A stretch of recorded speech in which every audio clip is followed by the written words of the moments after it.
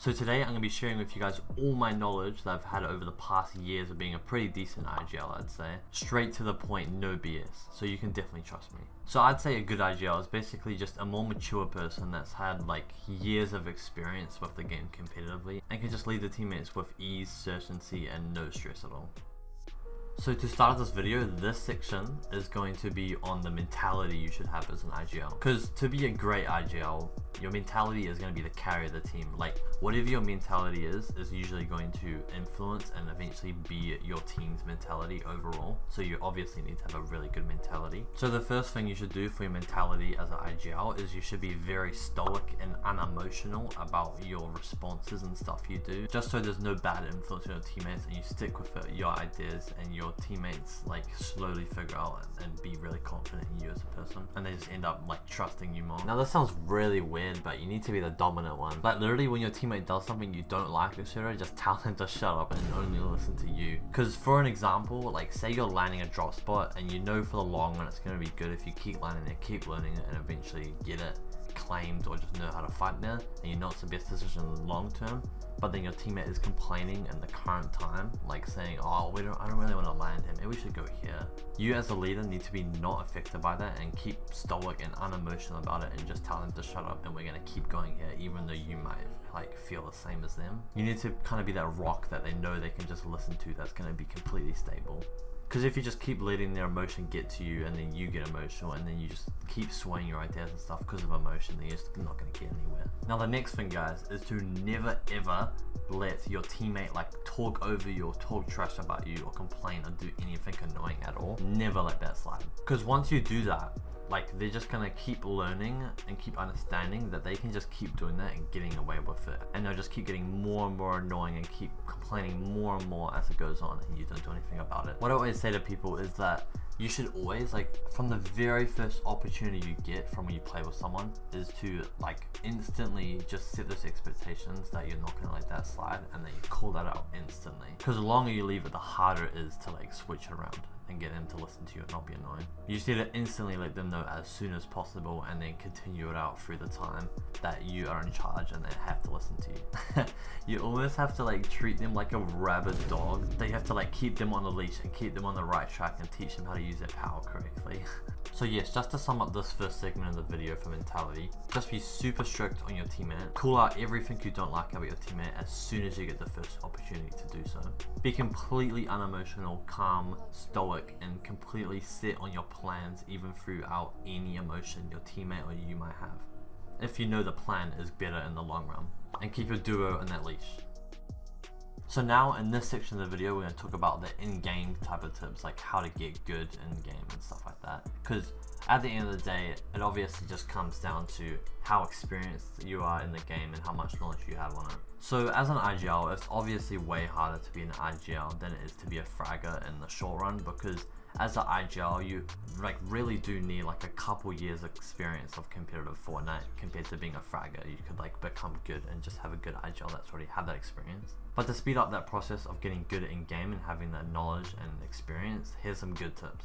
So obviously VOD reviewing is going to be your best friend when it comes to being a good IGL. But when I say VOD reviewing, you might just think I'm talking about the replay system in game, but there's a lot more to that. It will also involve actually most of the time compared to replay system. Most of the time your VOD reviewing should be on other pros. But remember this when it comes to doing that, is there's actually a big difference between watching a pro for fun and watching a pro to like insist on learning something.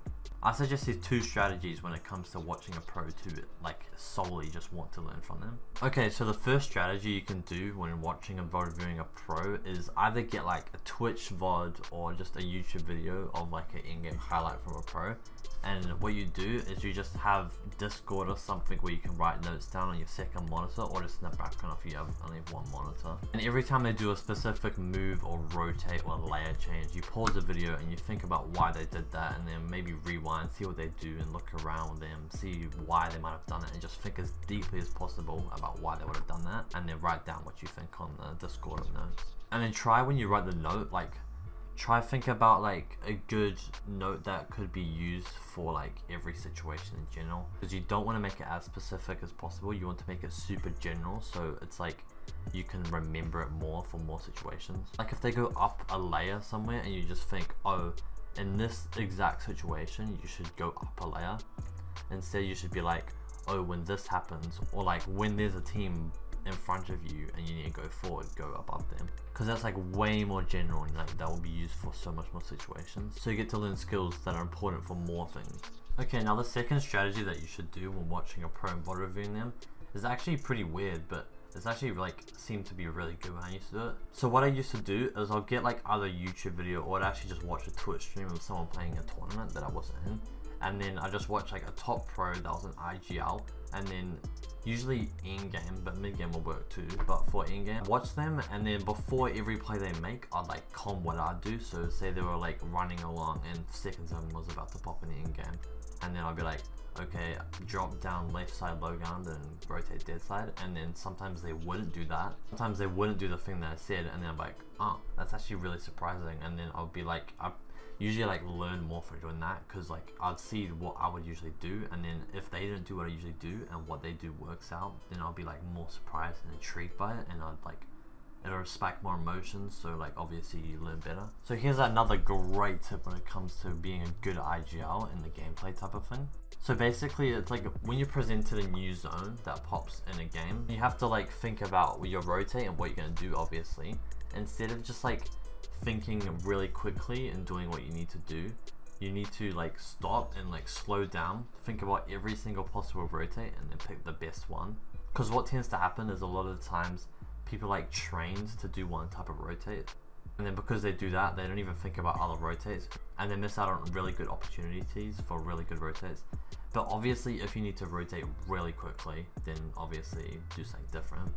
But almost every single rotate, you can take your time and think about every single situation that you could do and do the best one. And this isn't like the best example for this, but in a lot of situations, a lot of people like on half-half, they're just taught that they should always just rotate around like the edge of zone all the way to zone here, which here, I'm not even gonna be honest, it would actually probably be a good idea, just because it's actually pretty easy and there's not many people in the way, and you can probably get up here and get a good high position.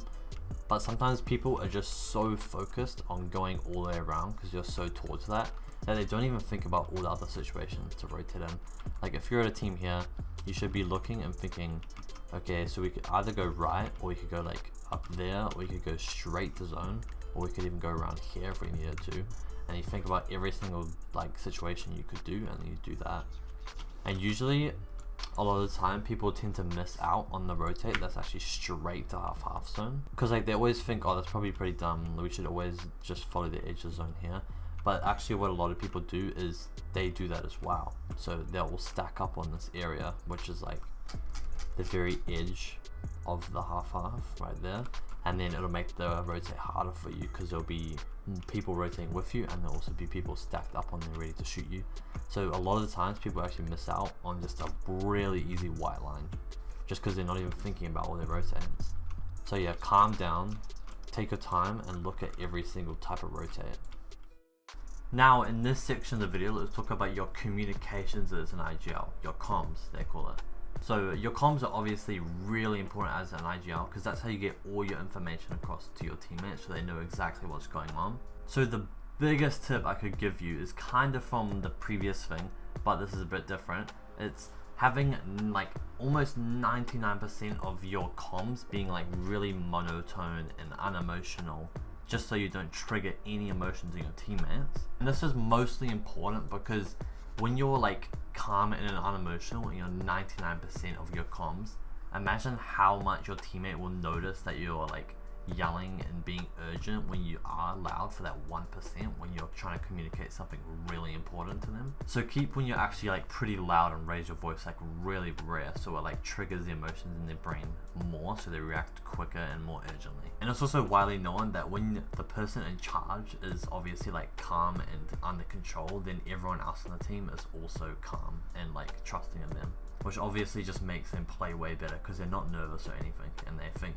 everything's under control. And another great tip I can give you about being good with your comms as an IGL is to be very decisive. And by decisive, like you may like involve being quick with that, but you don't need to be quick 100% of the time. You just need to make sure when you comm something you're making sure that's the right move before you like say it. So when you say it, that's the only like play and call you make. So after that, you don't backtrack on your ideas and confuse your teammates. And make sure when you do it, you like sound very loud, clear, and confident in it, even if you aren't. Because if you are confident and you just sound more confident, you just make your teammates follow through your orders and your calls like more confidently, and they just do it better. And this is another thing, like it's also good for the long run, because imagine every single time you say a communication, you just say like a single short sentence for your communication, and it's super loud, clear, and every time you do a communication, it's like the right play, and like you never backtrack on your idea after that. Like imagine how, like after a long time, imagine how confident your teammates would be in you, and they would just instantly follow along with any idea you have and no indecisive thoughts, and they wouldn't hesitate at all. That's exactly what you need. Like you need to build your teammates' trust with you as the IGL as much as possible. Like I remember back in the day, the people I play with, they would literally say like they would forget where they are on the map because they just trust me so much, and they just follow through everything I'd say and not hesitate. They just knew they just needed to follow me and everything would be fine. Okay, now just for one final bonus tip that isn't really related to the other like topics I was talking about, but it's about your sleep. Like as an IGL, it's like way more important to get good sleep compared to a fragger. Cause like compare and think about how much thinking is involved in IGLing compared to being a fragger. Cause as an IGL, you're thinking about every single step in the game and like comparing a bunch of different rotates and plays like at every single point of the game, and making sure your teammates following you so many different things. But your fragger doesn't really have to think, he just has to be fast and like hit his shots and like listen to you well. And sleep like really affects your decision making. So like as an IGL, definitely make sure your sleep is like way better than usual, just because it's so much more important as an IGL compared to a fragger. Like I remember like whenever I got bad sleep, I'd just play so terribly in the scrims or tournaments that day.